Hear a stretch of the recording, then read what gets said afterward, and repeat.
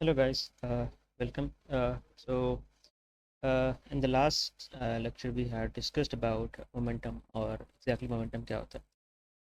Today we are actually studying one of the very fundamental principles जिसका नाम है law of conservation of momentum. Before we really get into what law of conservation of momentum really means, how does it really imply? Uh, I think we should first look at uh, what do we really mean by law of conservation of anything. uh, to understand कि conservation law से क्या मतलब होता है, let's consider an object of let's say mass equals to 10 kilograms. What we do is कि हम इस object को actually we break it into some pieces. Now what we have is कि हमारे पास कुछ smaller pieces होंगे इस larger piece का actually. These pieces would now have some mass. For example, this is two 2 kilograms. Now notice the fact that if you add up the total mass of these smaller boxes, we would still have 10 kilograms. It is not possible that after breaking it, the total combined mass of these broken pieces is less than 10 or greater than 10.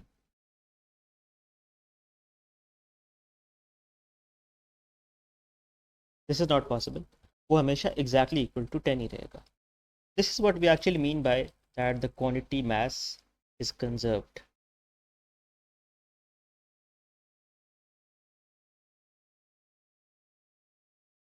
So law of conservation really says a certain quantity as time evolves does not really change. ना उसमें कुछ कमी आएगी ना उसमें कुछ ज़्यादा होगा उसमें. It will remain exactly the same. How does this principle apply to the case of momentum? हम उसको देखेंगे. For example, हम एक ऐसी example देख सकते हैं जिसमें we have ball for example. ये वाला बॉल जो है ये एक्चुअली मूव कर रहा है and this one is at rest. So this is at rest and this is moving with some velocity v. Obviously हमने इसको लास्ट टाइम डिस्कस किया था कि any object that carries some mass and velocity उसके पास momentum है. So this is carrying some momentum और जब ये जाके इसको स्ट्राइक करेगा तो what we really see from observation is कि या तो ये दोनों मिलके मूव करना शुरू हो जाएंगे इन दिस डायरेक्शन, या ये हो सकता है कि जो ये वाला ऑब्जेक्ट है ये एक्चुअली रुक जाए यहाँ आके और ये वाला ऑब्जेक्ट एक्चुअली आगे मूव करना शुरू हो जाए. But since we started off with this momentum, तो after collision would we still have this same momentum for this ball as well, या पूरे सिस्टम का मोमेंटम क्या टोटली फिर भी सेम रहेगा? We will actually see that mathematically. हम एक एग्जांपल लेंगे और हम उसमें कोलिजन को देखेंगे और बिफोर एंड आफ्टर देखेंगे कि whether the total momentum of the system remains constant और not. Also we considering an example जहाँ पे वी सपोज के we have an object of mass, let's say this is m1, and this mass is actually moving in this direction with some velocity v1 we say. और similarly यहाँ पे एक आगे भी एक ऑब्जेक्ट है which we call as m2 and it is also moving with some velocity v2. Now we suppose कि जो m1 है वो एक्चुअली आता है and it makes a contact with m2. जब m1 m2 के साथ कांटेक्ट करेगा it will actually exert some force on this ball, the m2 actually. तो उसके बाद फर्दर वी विल सी कि m2 और m1 अब फिर फर्दर आगे की तरफ मूव करना शुरू हो जाएंगे. What we actually want to see is कि इस कोलिजन से पहले और इस कोलिजन के बाद जो टोटल मोमेंटम है जो m1 और m2 कैरी कर रहे हैं, whether the two momentum are going to be the same और नॉट. हमने लास्ट टाइम डिस्कस किया था कि to write an expression for the momentum using the Newton's second law of motion, we could actually say a F cross t is equals to mvf minus mvi. So using this equation actually हम सबसे पहले mass m1 के लिए इस equation को use करते हैं. For object of mass m1 we write it as, let's say जो force m1 ने m2 के ऊपर लगाई थी, that was f1 times t equals to, I say m1. So I'm calling this velocity as v final 1. So this is the final velocity of the object of mass m1. Or similarly we have m1 v I 1. All right, so let's call this equation 1. Similarly we can write the exact same equation for the second object as well, which is going to be f2 times t m2 vf2 minus m2 vi, and let's call this the second equation. Now let's add the two equations together. We add 1 and 2, but actually adding them, what we are left with is कि ये दोनों quantities actually add होंगी और ये दोनों quantities आपस में. So we are left with f1 times t plus f2 times t equals to m1 vf1 minus m1 vi1 plus this quantity, which is m2 vf2 minus m2 vi2. All right, but there's a simplification to make here actually, और वो होगी using the Newton's third law of motion. जब हमने ये कहा था कि m1 actually applies a force on m2 in this direction, तो Newton's second law of motion says कि जब भी आप कुछ एक्शन करते हैं या कुछ फोर्स लगाते हैं, तो there is an reaction force actually जो कि इक्वल इन मैग्नीट्यूड होती है but is it in the opposite direction. तो एट दिस टाइम जहाँ पे m1 m2 के ऊपर फोर्स F लगा रहा है, जिसको हम लेट से F1 कह रहे हैं, m2 actually applies the same amount of force in m1 back in the opposite direction. इसको हम लेट से कह देते हैं F2. Now since the two forces are actually equal, तो हम ये कह सकते हैं कि F1 जो है वो actually equals है negative of 2k. Or we could simply say the magnitude of all these forces is simply F. तो हम simply ये जो idea है इसको यहाँ पे use करते हैं. We can call this as simply F times T. But remember कि हमने बोला था कि जो F2 है वो opposite direction में. This is minus F times T equals to M1 VF1 minus M2 VI, sorry, is M1 VI1 plus M2 VF2 minus M2 VI2. All right. But notice कि we have a cancellation here, F times T minus F times T. So this whole thing goes to 0. तो हमारे पास अब जो रह गया है वो that is 0 is equals to M1 VF1 M1 VI1 plus M2 VF2 minus M2 VI. Alright. So what we do is कि हम जितने भी इनिशियल सबस्क्रिप्ट वाले वेरिएबल्स हैं एक्चुअली, जैसे कि ये हैं, इनको एक साइड पे इकट्ठा कर लेते हैं, और जो फाइनल सबस्क्रिप्ट वाले वेरिएबल्स हैं जैसे कि ये वाले, इनको एक साइड पे इकट्ठा कर लेते हैं. तो what we are actually left with is m1 vi1 plus m2 vi2 is equals to m1 vf1 plus m2 vf2. Now notice exactly कि हमारे पास according to the definitions this thing is exactly the momentum of the ball M1 before it made contact with F2. So जब जब ये वाला case था actually when M1 was actually moving with V1, उस वक्त इसकी जो वेलोसिटी थी वो हमने कहा था कि वो that was M1 V initial 1. So and similarly at this point जो M2 था it was moving with some velocity initial velocity we call as V2I और इसका जो mass है वो M2. So this thing is actually the momentum of the object of mass 1 initially. Similarly this is the momentum of the ball 2 initially. And what we are left with is actually हमारे पास जो है वो है the momentum of the first ball, the final momentum, and the final momentum of the second ball. तो हमारे पास actually mathematically हमने जिस result को कंक्लूड किया है इट सेज कि जो कोलिजन से पहले दोनों बॉल्स का दोनों जो ऑब्जेक्ट्स हमारे पास थे जो the balls M1 and M2 उनका जो टोटल मोमेंटम था उसका जो सम था it is actually equals to the momentum carried by the two objects after the collision.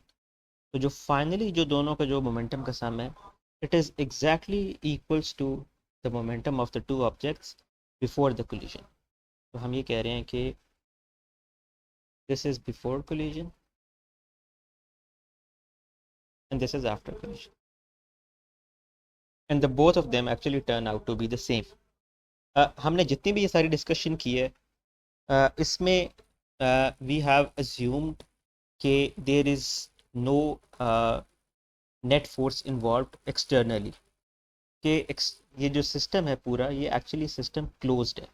Bye close system we actually mean कि इसने जब इस पे फोर्स लगाई उसने इस पे फोर्स लगाई there is no other force acting on these two objects. For example हम इसमें ग्रेविटी को कहीं पे भी कंसिडर नहीं कर रहे या कोई और इन्फ्लुएंस एक्सटर्नल हो जो कि इनकी पे एक्ट कर रहा हो. This is a close system by the way and by close system we mean कि जो एक्सटर्नल फोर्सेस होती हैं वो इन्वॉल्व नहीं होती हैं.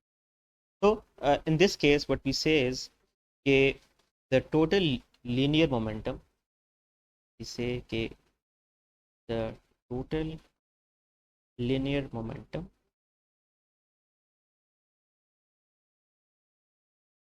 of the isolated system. By isolated I mean closed system जिसमें कोई external force involved नहीं है. So the total linear momentum of the isolated system remains constant.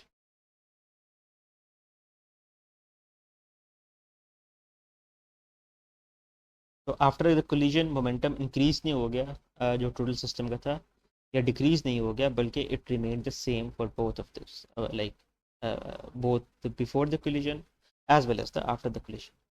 तो this is what the law of conservation of momentum really means. अगर हमारे पास जैसे मैंने शुरू में एग्जांपल की बात की थी लेट्स से हमारे पास दो बॉल एक्चुअली हैं M1 it is moving with some velocity और हमारे पास यहाँ पे M2 है. तो इसका जो भी मोमेंटम वो कैरी कर रहे हैं और ये भी जो भी मोमेंटम कैरी कर रहे हैं before the collision and after the collision the two momentums are actually going. So let's look at an example of law of conservation of momentum. This is example 2.8 from the book. It says two spherical balls of 2 kilograms and 3 kilograms masses are moving towards each other with velocities 6.0 meters per second and 4 meters per second respectively. So looking at the example हमारे पास actually दो objects हैं. Let's say this is mass of object, let's say 2 kilograms. Let's call this M1 and the other object we have is M2 जो कि actually 3 kilograms है. The question says कि the two masses are actually moving towards each other. तो इनकी जो direction है वो इस तरफ है और दूसरे ऑब्जेक्ट की direction. The velocity they are moving with is इसकी जो velocity है smaller ball actually इसकी जो velocity है वो है 6 meters per second. और similarly the bigger ball जो कि 3 kilograms है it is moving with 4 meters per second. what happens is कि what must be velocity of smaller ball after collision if the velocity of bigger ball is 3 meters per second. तो हम ये कह रहे हैं कि ये दोनों एक्चुअली एक दूसरे की तरफ चूंकि मूव कर रहे हैं, there actually comes a point जहाँ पे ये दोनों मैसेज एक्चुअली एक दूसरे के साथ कलाइड करें. ये एक्चुअली मैस 1 है, ये एक्चुअली मैस 2 है.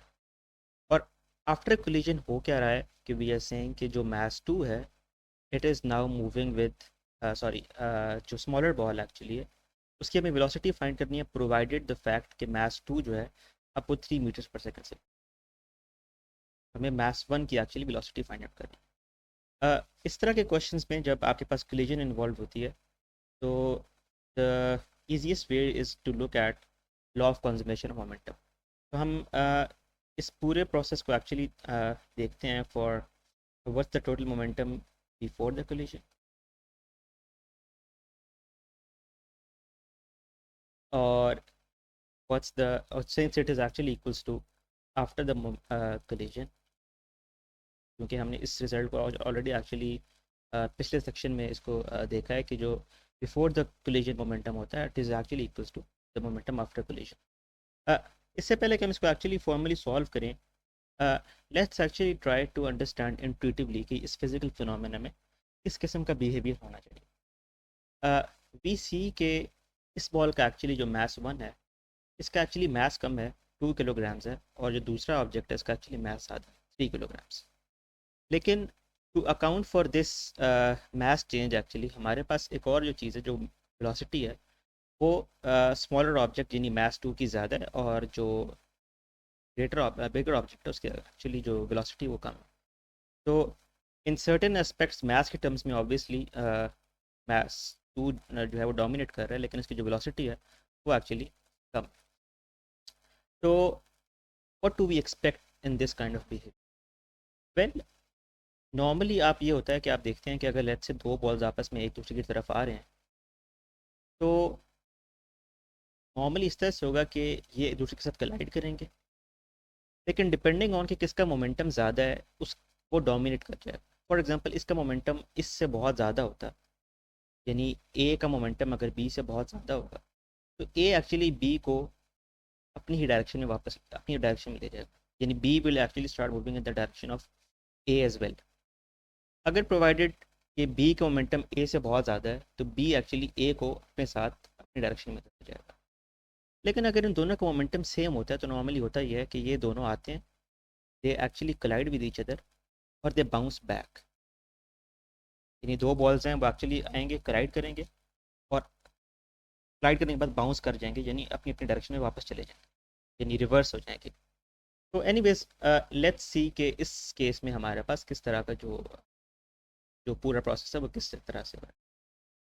तो बिफोर द कोलिजन जो मोमेंटम है उसको let's say we call it m1v1 plus m2v2 और आफ्टर द कोलिजन जो है वो है हमारे पास m1v1 प्राइम या डैश क्योंकि हम कह रहे हैं कि ये after the collision velocity plus m2v2. और let's plug in the values. हमारे पास जो मैस 1 है वो एक्चुअली है 2 किलोग्राम्स, दिस इज 2 और जो वेलोसिटी जिससे मूव कर रहा है वो एक्चुअली 6 है. सिमिलरली जो मैस 2 है वो एक्चुअली है 3 किलोग्राम्स और जो वेलोसिटी वो मूव कर रहा है उसका मैग्नीट्यूड तो आप देखें 4 मीटर्स पर सेकेंड है as we have said here. इस बॉल का एक्चुअली जो मैग्नीट्यूड है वो 4 मीटर पर सेकेंड है. लेकिन हमने क्वेश्चन में ये कहा था कि they are actually moving towards each other. तो मतलब ये है कि अगर ये जो स्मॉलर बॉल है ये पॉजिटिव एक्स डायरेक्शन में मूव कर रहा है अगर तो जो बिगर बॉल है वो एक्चुअली नेगेटिव एक्स डायरेक्शन में. इसका मतलब है कि इसकी जो वेलोसिटी की डायरेक्शन है वो एक्चुअली ऑपोजिट है यानी डायरेक्शन जो है वेलोसिटी की वो नेगेटिव एक्स की तरफ है तो इसकी जो वेलोसिटी है वो एक्चुअली -4 होगी. सिर्फ 4 नहीं होगी, -4 होगी. तो we have this equals to हमारे पास m1v1 डैश है जो कि एक्चुअली स्मॉलर बॉल की वेलोसिटी है जिसको हमने फाइंड करना है. वी हैव m1v1 प्राइम और next we have plus m2v2 prime. In fact forgot to plug in the values as well. m1 की एक्चुअली जो मास था वो था 2 किलोग्राम्स और m2 का जो मास है 3 किलोग्राम. अब v2 एक्चुअली क्या है, हमें क्वेश्चन में उसने ऑलरेडी दिया हुआ है. इट सेज कि the velocity of the bigger ball is 3.0 metres per second. यहाँ पे इवन तो उसने इसका साइन मेंशन नहीं किया कि ये प्लस है, ये नेगेटिव है, लेकिन it is actually much safer to assume कि ये साइन एक्चुअली प्लस है. We will actually discuss it later as well कि ये साइन प्लस ही क्यों होना चाहिए. दिस इज एक्चुअली, यानी मैं कह रहा हूँ इसकी जो डायरेक्शन है it is in the positive direction. So the velocity of bigger ball is now plus 3. We will come into later के why did I say कि इसकी velocity plus 3 and not negative 3. Alright, let's try to solve this out. We have 2 times 6 is equals to 12 and 3 times 4 equals to 12. We have a negative sign, so plus negative. On the other side we have 2v1 prime plus 3 times 3 is equals to 12 minus 12 is simply equals to 0, so we have 2v1. Now before we actually solve it, एक चीज़ जो बहुत ज़रूरी है देखना वो ये है कि जो बिफोर कोलिजन वाला पार्ट था it actually turns out to be zero. यानी जो total momentum of the system before collision है वो एक्चुअली इक्वल टू ज़ीरो है. इसका मतलब ये है कि जो हमने वो पहले बात की थी कि एक का मास ज़्यादा है दूसरे का मास कम है, लेकिन उसको अकाउंट करने के लिए एक की वेलोसिटी ज़्यादा है दूसरे की वेलोसिटी कम है, तो एक्चुअली इन दोनों फैक्टर्स को अगर आप इंक्लूड करें तो जिस मोमेंटम से बॉल 1 मूव कर रहा है उसी मोमेंटम के साथ बॉल 2 मूव कर रहा है. तो इस केस में जो हमने यहाँ पे ये वाली एग्जांपल की बात की थी कि जिसका मोमेंटम ज़्यादा होता है वो डोमिनेट कर जाता है दूसरे के लिए, लेकिन इस केस में एक्चुअली डोमिनेट करना फिर पॉसिबल नहीं है कि हम ये कहें कि कोलिजन के बाद M2 M1 को अपने साथ ले जाएगा डायरेक्शन, या ये कहें कि M1 M2 को अपने साथ इस डायरेक्शन में. That is why I actually said कि ये जो V2 है इसकी वेलोसिटी प्लस 3 ही होनी चाहिए. यानी जब हम ये मैंने भी पहले कहा था जब मोमेंटम इक्वल होगा तो वो बाउंस ऑफ करेंगे. यानी बाउंस ऑफ करने का देखें मतलब क्या होता है कि कोई एक चीज़ ऐसे आ रही है और कोई चीज़ है. बाउंस ऑफ करने का मतलब ये है कि जब ये यहाँ पे टकराएंगे ये टकरा के वापस चले जाएगा, ये ऐसे चला जाएगा और ये ऐसे चला जाएगा. ये बाउंस ऑफ करने का मतलब है. तो देखें बाउंस ऑफ जब भी कोई चीज़ करती है अपनी डायरेक्शन स्विच कर लेती है. तो अगर कोई चीज़ देखिए हमने पहले बात की थी कि जो पहले बॉल 2 था जिस वेलोसिटी से मूव कर रहा था वो -4, अगर वो बाउंस ऑफ करेगा तो अब जिस वेलोसिटी से लेट से वो मूव कर रहा है वो 3 है, लेकिन उसका साइन प्लस होना चाहिए क्योंकि उसने बाउंस ऑफ की, उसकी डायरेक्शन चेंज हो गई. और वो बाउंस ऑफ करने की वजह भी ये थी कि एक्चुअली जो before the collision total momentum था वो एक्चुअली इक्वल टू 0 है. तो there is no reason to believe कि इसका sign actually -3. I am emphasising on this point क्योंकि बुक में जब आप इस सोल्यूशन को देखेंगे तो ये actually plugs this value as -3 which is not right. By मैं उसको आगे एक्सप्लेन करूँगा कि अगर आप इसको नेगेटिव समझेंगे तो फिर जो इंटरप्रटेशन है इस पूरे फिनोमेना की वो क्या बनेगी. एनीवेज, तो हमारे पास एक्चुअली है 0 is equals to 2v1 + 9. Now this is the after the collision momentum, but obviously हमने पहले ही बात किया है कि law of conservation of momentum says कि बिफोर और आफ्टर सेम होते हैं. तो हमें एक्चुअली v1 की वो वैल्यू निकालनी होगी which plugs this whole thing as 0 as well. तो taking 9 to the other side हमारे पास हो जाएगा -9 is equals to 2v1. Solving this equation, which is pretty simple, v1 dash is equal to -4.5 meters per second. देखिए exactly हमारे पास जो चीज़ आई है वो है कि v1 अब जिस वेलोसिटी से मूव करेगा वो -4.5 है, लेकिन see this नेगेटिव साइन है. v1 पहले किस वेलोसिटी से मूव कर रहा था, it was actually moving with 6 meters per second in positive x direction, इसलिए हमने इसको यहाँ पे पॉजिटिव भी रखा था यहाँ पे, लेकिन it was moving with +6 actually क्योंकि लेकिन हमने बात की कि वो कोलाइड जब बाउंस ऑफ करेगा उसकी डायरेक्शन रिवर्स हो जाएगी. तो रिवर्स होगी तो देखें का साइन जो है वो -4.5 ही आएगा. एनीवेज, तो this should be the momentum of this should be the velocity of the smaller ball provided कि जो मोमेंटम है टोटल सिस्टम का वो कांस्टेंट है. And this is actually right.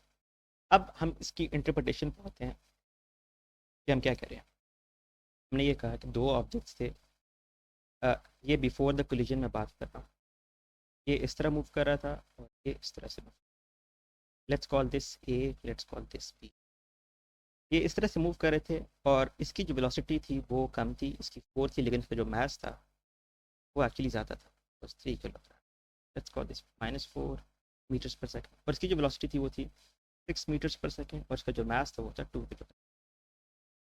They actually collide, और जो नेक्स्ट फेज आता है, यानी दिस इज एट कोलिजन, और next phase actually after collision. देखिए हमने ये बात की कि चूंकि इनिशियल मोमेंटम जो था वो दोनों का पूरे सिस्टम का ज़ीरो था, तो होगा क्या कि जब ये आपस में कोलाइड करेंगे तो this now moves back, bounce करेगा, और ये बाउंस बैक। तो अब स्मॉलर बॉल एक्चुअली इस डायरेक्शन में मूव करेगा, और जो बिगर बॉल है वो वापस की डायरेक्शन।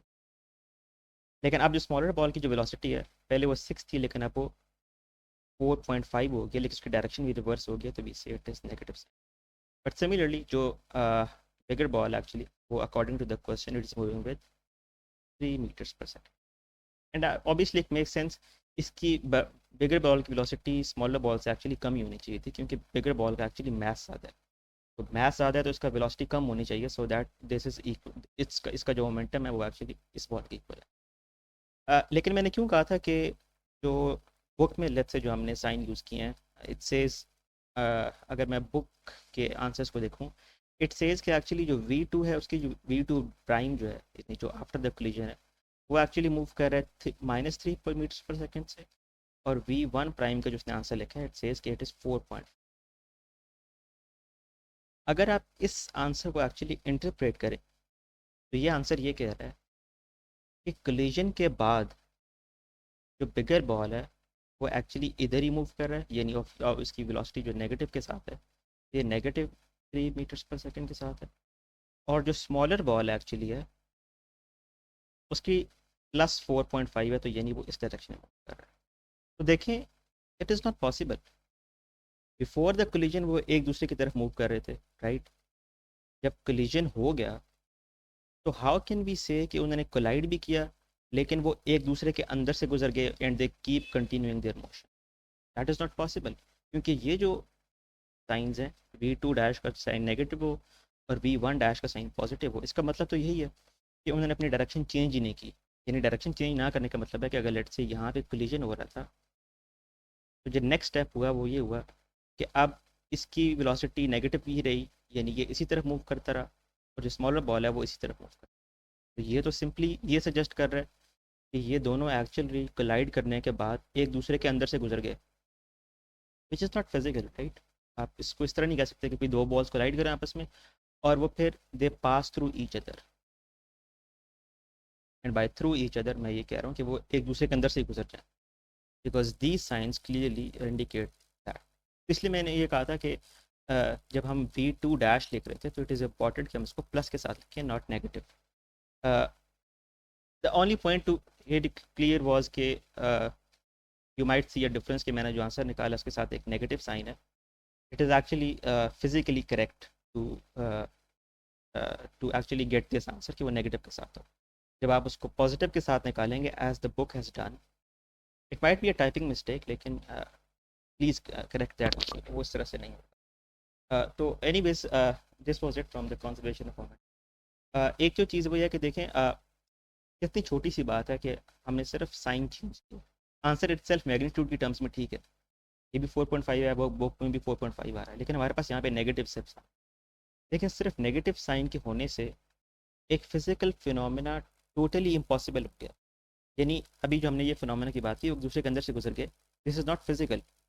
तो पूरी जो इंटरप्रिटेशन है वो सिर्फ एक साइन की वजह से चेंज हो सकती है। तो दैट्स व्हाट माय रिकमेंडेशन है, इसके आप जब हम स्पेशली वेक्टर्स की बात कर रहे होते हैं, क्योंकि वेलोसिटी एक वेक्टर होता है, तो इट इज़ इम्पॉर्टेंट कि आप कंसिडर करें vector. There is a reason why हम डिस्कस किया था कि जब भी हम वेक्टर्स को स्टडी करते हैं तो it has both the magnitude as well as the direction, और ये दोनों इंफॉर्मेशन एक्चुअली ज़रूरी होती हैं टू डिस्क्राइब अ वेक्टर। अगर आप लेट से सिर्फ एक कंसिडर करेंगे, दूसरे को इग्नोर कर देंगे, तो फिर हमारे पास उसका नतीजा यही होगा कि जैसे ये वाला फिजिकल फिनोमेना हमने डिस्क्राइब किया कि एक दूसरे के अंदर से गुजरते हैं, राइट? तो that's why direction really matters in terms of vectors as well. Anyways, this was it from the law of conservation of momentum. हमने स्टार्ट किया था बाय प्रूविंग के जो टोटल मोमेंटम होता है सिस्टम का, it remains conserve, and we have actually using that principle solved an example as well, जिसमें हमने कोलिजन के बाद एक स्मॉलर बॉल की वेलोसिटी फाइंड किया कि वो क्या होनी चाहिए, provided के momentum remains constant. In the next video, we'll actually talk about elastic collisions. Alright, so thank you.